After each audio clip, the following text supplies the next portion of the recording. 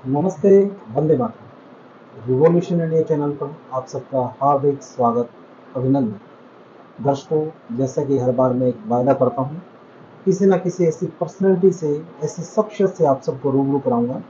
और आज हम मौजूद हैं शांति बिंदलिस चैरिटेबल हॉस्पिटल जींद, और आज के हमारे खास मेहमान डॉक्टर रचित बिंदलिस जी, आई स्पेशलिस्ट।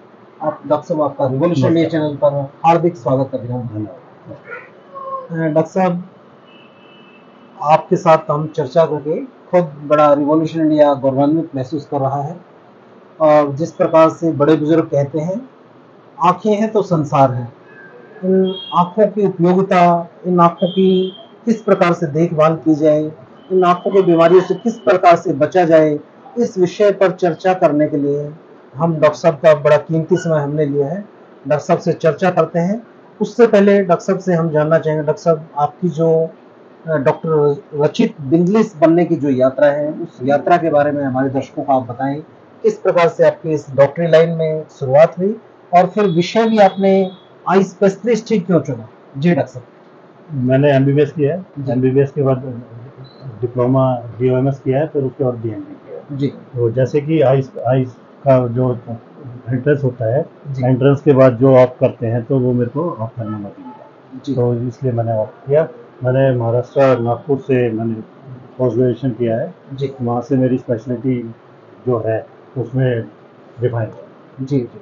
डॉक्टर साहब, कौन से बैच में आपने एमबीबीएस क्वालिफाई किया? 96 में ज्वाइन किया था, नासिक से। जी जी। तो ये तो डॉक्टर साहब आपकी डॉक्टर बनने की जो यात्रा है, उसके बाद आपके पास ढेरों ऑप्शन रही होंगी कि गवर्नमेंट सर्विस में आपके पास आने की भी ऑप्शन हाँ जी, निश्चित तौर पर रही होंगी।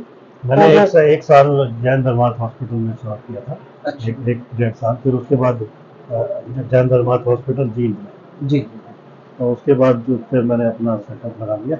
जी तो ऑपरेट मैं करता था थोड़े दिन तक वहाँ पे, जब बाद में भी जी जब फ्री ऑपरेशन होते थे जी। डीबीसीएस, वहाँ पे मैंने एक डेढ़ साल साल किया। तो डॉक्टर रचित बिंद्रेश जी का मन में क्या आया? आपके पास बाहर की भी अनेक ऑफर रही होंगे निश्चित तौर पर, जिस तरीके से आपकी विशेषज्ञता है अपने फील्ड की। तो आपने जींद में रहकर ही जींद के लोगों को इस चीज का फायदा देने के बारे में सोचा? जींद में ज़्यादा थे नहीं आई स्पेशलिस्ट उस टाइम पे, जी डॉक्टर तो साहब। मैंने, और मेरी वाइफ पीडियाट्रिशियन है, तो जी हमने सोचा कि घर के घर डॉक्टर चाइल्ड साहब स्पेशलिस्ट, चाइल्ड स्पेशलिस्ट, अच्छा अच्छा। तो वो साथ में थे। जी तो जी। फादर भी प्रैक्टिस करते हैं, तो हमने कहा साथ इकट्ठे करते हैं, और यहाँ अपने शहर में रहेंगे तो ज़्यादा बेटर। क्या? तो डॉक्टर साहब, जैसे आपके पास बैठे हैं, हम चर्चा कर रहे हैं, और आंखों की किस प्रकार से देखभाल एक आम व्यक्ति, छोटा बच्चे से लेकर जवान बूढ़े, हर व्यक्ति को इन आंखों की जरूरत हाँ है। इस सुंदर दुनिया को अगर देखना है तो इन आंखों के बगैर इसकी कोई परिकल्पना ही बेमानी होगी। तो किस प्रकार से डॉक्टर साहब, एक जनरल ही क्या आदमी को एक सावधानी बरते, किस प्रकार से तो अपनी इन आंखों को बहुत अच्छे से रख पाए? आजकल ये मोबाइल का और ये टीवी का बहुत ज़्यादा हो गया है। जी डॉक्टर साहब। छोटे छोटे बच्चे, 2 साल के बच्चे ही मोबाइल पकड़ लेते हैं, जी। वो आंखों को तो नुकसान करते ही है। तो उन बच्चों में ज्यादा मोबाइल या टीवी देखने से, अब वो टीवी भी नहीं देखते, अब मोबाइल पे ही ज्यादा क्रेज मोबाइल है। पे ज़्यादा ही तो है। उस और सिचुएशन में क्या बीमारियां, क्या समस्या आती है बच्चों को डॉक्टर साहब? एक तो ड्राइनेस की बहुत कॉमन बीमारी है, जी डॉक्टर मतलब साहब। आप लगातार देख रहे हैं, कंसंट्रेशन से देख रहे हैं, नॉर्मल आई ब्लिंक नहीं हो पाती हैं, जी तो वो ड्राइनेस हो जाती है। जी डॉक्टर तो साहब। आगे धीरे धीरे धीरे जैसे लॉन्ग टर्म में बहुत ईचिंग होती है, वो रब करते हैं, फिर वो जी। चश्मे का नंबर आ जाता है। आंखें भी लाल होनी शुरू हो जाती हाँ, हैं। ज़्यादा स्ट्रेस की वजह से लाली भी आ जाती है। जी जी तो प्रॉपर न्यूट्रिशन मिलना चाहिए, ब्लिंक होनी चाहिए, जी और हर एक चीज़ का नुकसान भी है, फायदा भी है। जी। बच्चों में आंखों में ज्यादा मोबाइल या ज्यादा टीवी देखने से सूजन की भी शिकायत महसूस होती है। हाँ, वो लगातार देखने की वजह से ना, जी तो वो रब करते हैं, जी उसकी वजह से वो सूजन भी हो जाती जी। डॉक्टर साहब, जैसे आपने बताया कि ड्राइनेस, और ये हम दूसरों की बातें नहीं करते, मैं अपनी बात करता हूँ। जब हम मोबाइल का ज़्यादा यूज़ करते हैं, ये इस पे काम करते हैं फील्ड में, तो निश्चित तौर पे आंखें ड्राई होती है। है। और ड्राई होने पर आपको लाइट की भी रिफ्लेक्शन, लाइट आपको डायरेक्ट कांटेक्ट में होती है, तो आपको चुभन महसूस होती है। तो उस स्थिति से कैसे पार पाया जाए? मेडिकली तो ट्रीटमेंट होगा ही होगा, हाँ जी। उसके अलावा जो एक जनरल, जो एक एक्सरसाइज, क्या एक्सरसाइज ऐसी करें कि वो ड्राइनेस कम हो जाए, और डॉक्टर की किस प्रकार से सलाह लें, उनकी गाइडलाइन को कैसे फॉलो करें ताकि उस बीमारी से छुटकारा पाया जा सके? जैसे अपन मोबाइल देखते हैं, जी डॉक्टर। लगातार कंसंट्रेशन से देखना पड़ता है, लैपटॉप देखते हैं, टीवी देखते हैं, जी तो क्या होता है अगर वो होता है 20-20 का रूल, हर 20 मिनट के बाद 20 सेकंड के लिए 20 फुट की तरफ देखना है, अच्छा। ताकि वो ड्राइनेस ना हो।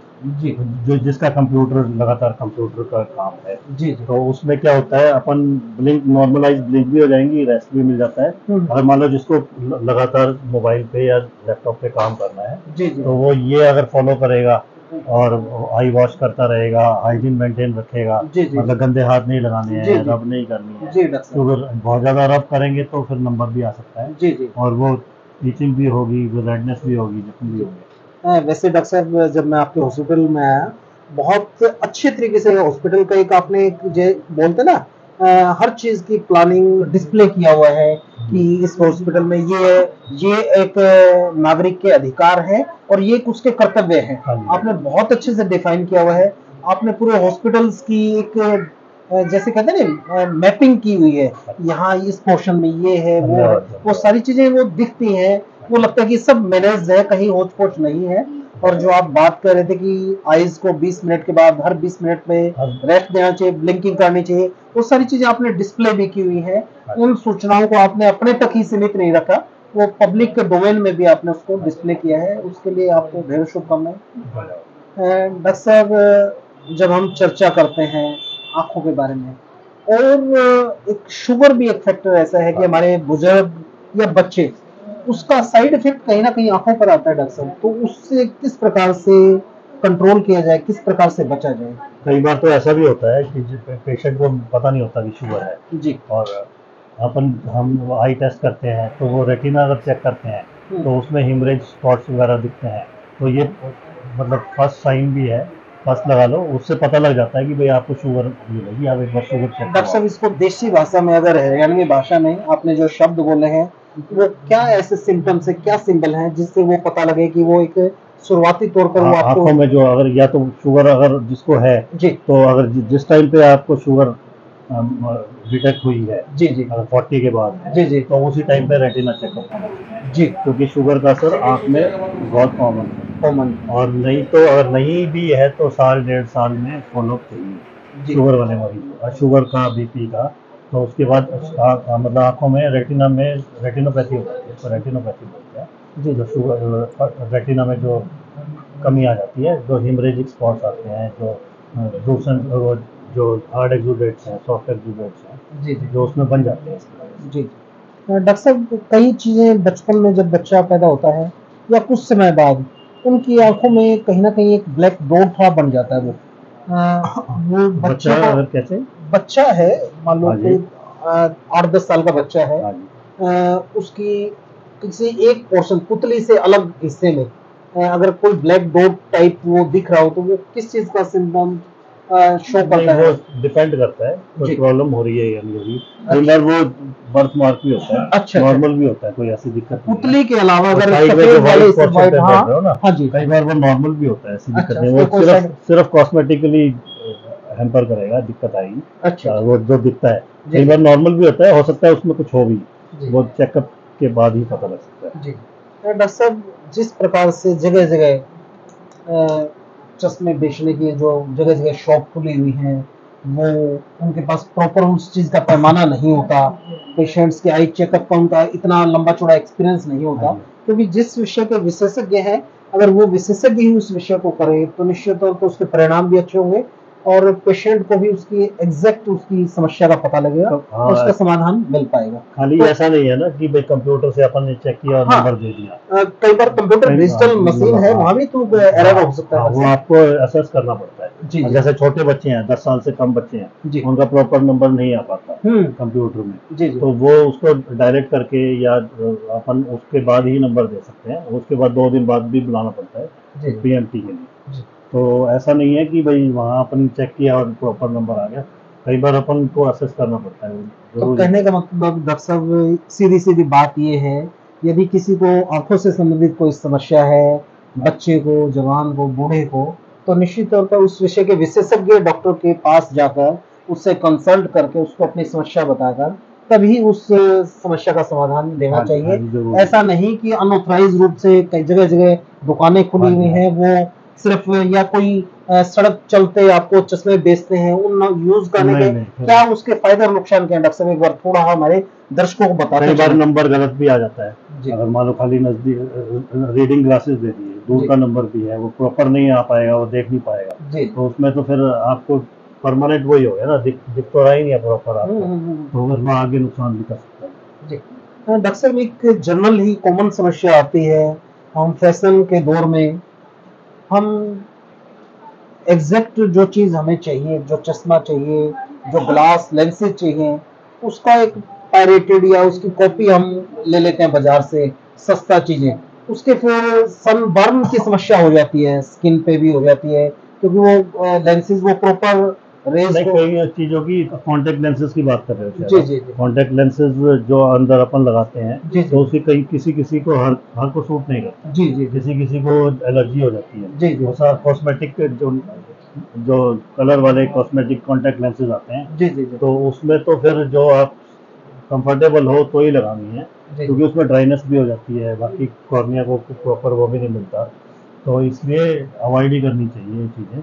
और जैसे आजकल जैसे बारिशों का मौसम में एलर्जी बहुत कॉमन है, हम्म। पीछे अभी कंजंक्टिवाइटिस बिल्कुल हुआ था, आपने जो वो है, बताया कि वो आई फ्लू के रूप में पूरा हरियाणा में हाँ, फैला था बहुत बुरी तरीके से। ये वायरल कंजंक्टिवाइटिस था जी जो था, और इसके साथ साथ एलर्जिक कंजंक्टिवाइटिस भी होता है, जो किसी चीज़ की एलर्जी, जैसे मौसम की, जी किसी डस्ट पार्टिकल्स की, उसकी एलर्जी भी हो जाती है। जी जी तो वो अपने को आई फ्रिक्वेंट आई वॉश करनी है, जी रब नहीं करनी है, जी जी और हाइजीन मेंटेन करनी जी जी वैसे धूल मिट्टी से बचाव के लिए क्या चश्मे किसी प्रकार से यूज करने चाहिए डॉक्टर साहब? है। हाँ, गॉगल लगा सकते हो, कोई वाइट ग्लासेस लगा सकते हो, वही भी, क्योंकि अगर जिसको एलर्जी है तो उसको प्रिकॉशन ही रखने से वो फायदा होगा। जी डॉक्टर साहब एक पहले सुनते थे हम 50 के बाद 60 के आसपास की उम्र में आंखें बनवाई जाती थी, लेकिन अभी कुछ धीरे धीरे ये वो एज फैक्टर डॉक्टर साहब ऐसा समझ में आता है कि 40 की एज में भी लोगों को किसी को सफेद मोतिया हो जाता है, किसी को काला मोतिया हो जाता है।